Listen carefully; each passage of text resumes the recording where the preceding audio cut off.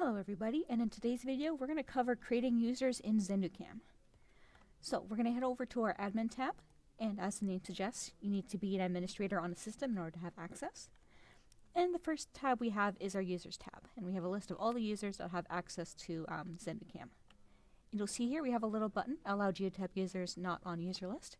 So that means if you have geotab units and you have your database linked to your ZenduCAM database, just enable this, and any user who has access to your geotab database will also have access to ZenduCAM, so you don't have to create them as separate user. Okay, and if you need to edit any one of your existing users, you simply find them in your list and click the edit button.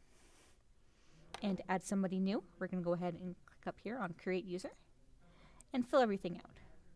So the username actually has to be an email, so the username and email will both be the same. And you have to give them a first name, but you don't have to give them a last name. And you have an option to add their phone number and employee ID. And enter them in the appropriate group. So if, for example, you only want them to have access to vehicles inside, let's say, the warehouse group, then you'd only give them access to that group.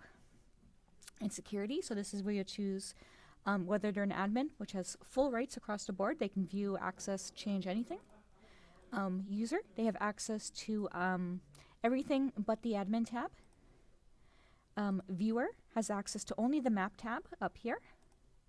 And user with no live view, that is a user that has access to everything but the admin tab, but they cannot view live video off the cameras, which has been covered in a separate video. And down here you can select whether they're going to be using the metric or imperial system, so kilometers versus miles. Select whether they're a driver or not. So if you plan to assign this user to vehicles so you can keep track of how they're doing, you make them a driver, that way you can assign them to your trucks. And lastly, you're going to want to have this checked off, that way they receive an email with login instructions and can get going.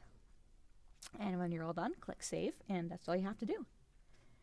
And that's it for creating users on ZenduCAM.